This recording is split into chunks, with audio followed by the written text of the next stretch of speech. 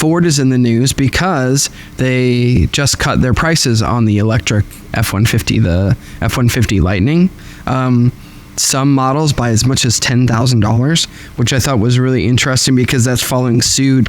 Tesla a few weeks ago had a price decrease because they were trying to hit like there's a tax credit that you can get, and there's some certain qualifiers that the thing had to do, but they'd increase the price many times on the F-150 Lightning because of cost of supplies for the batteries and all the materials and everything like that, which I thought was really interesting. So then I read a little bit further into this, and it kind of supports your story, but you want to take a guess at how many Ford Lightning trucks were sold? And I'll put this into perspective for you in a second. In the second quarter of 2023, how many F-150 Lightnings do you think were sold? So they sell, what do they sell? Like 800,000 trucks in a year? Probably. And so that's 200,000 a quarter. Yeah. So I'm going to guess that the Lightnings are 50,000 of that. Okay. So 50,000 Ford Lightnings sold. So they sold 4,466. Ooh. Which sounds like, people aren't buying the electric cars or electric trucks, which is ouch, what you kind of suggested. And just putting that into perspective, guess how many Teslas got sold in the second quarter of 2020? Some crazy amount.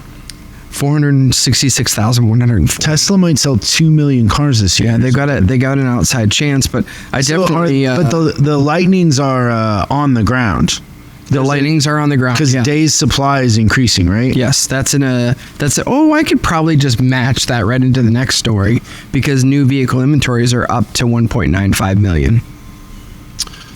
Which means how many days supply is that? So there's two different metrics that I want to give you on this. One is that overall the average days supply is 53. Now, so almost at 2 months. Yeah, but they've got a specific days supply on electric vehicles. And that's lower or higher? Higher, much higher. Almost double. 103. So over a 3-month supply. And that's not just Ford, that's everybody? That's everybody. Yeah. I don't think a lot of the country is up for the electric thing like we think. People aren't just going to adopt it. Like, it was funny, we went to dinner the other night. I don't know, you weren't there. Why weren't you there? I don't know, but it was down here. And at the valet, this guy comes up to me and he goes, I love your Range Rover. And I was telling him how I wrapped it after Tyson Fury's. Like, I did Tyson Fury's camouflage wrap, but just in blue. Right. And he was like, oh, yeah, I've seen that before. Because Tyson Fury's Rover is kind of famous because he parks in handicap spots. If you don't know who Tyson Fury is, he's a boxer from England. Yeah. So in England, by the way, he's driving on the wrong side of the vehicle over there. On purpose?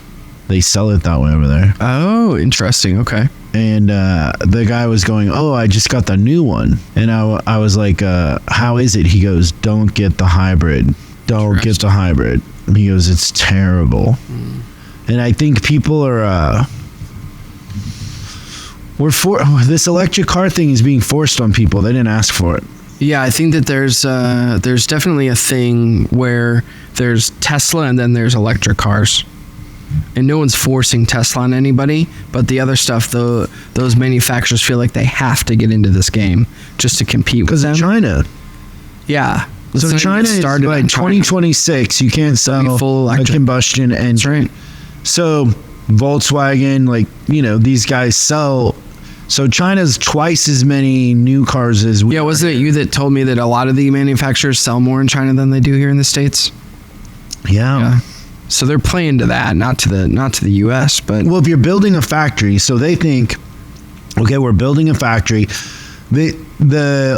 It's more expensive in the beginning to build these factories for electric cars, but it's less parts.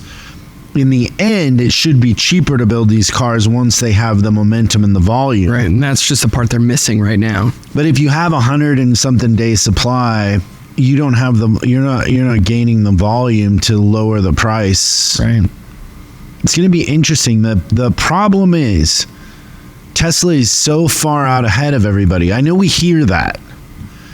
but it's right in front of our face that they're so far out ahead of everybody that it's not even fair. Yeah. Well, I love the concept of the F-150 Lightning.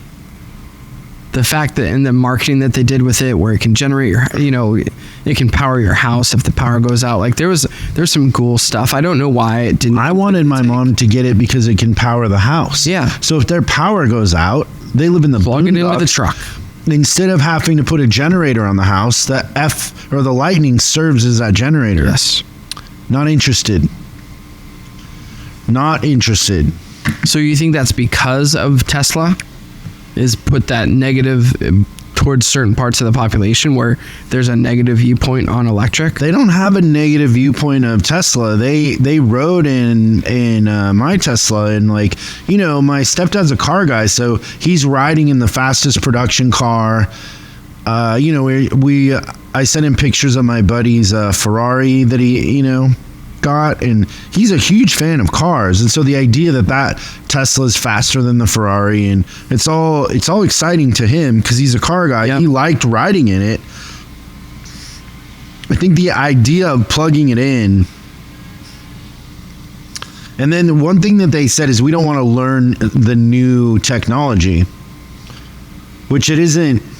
I didn't feel like it was overly different. No, but to them, being older, they just aren't up for it. Okay. There's a perception. I don't think this is America. Like, oh, there's just you tell me to wear a mask, I don't want to wear a mask. Yeah. And there's Americana to big truck with a nice engine. Yeah.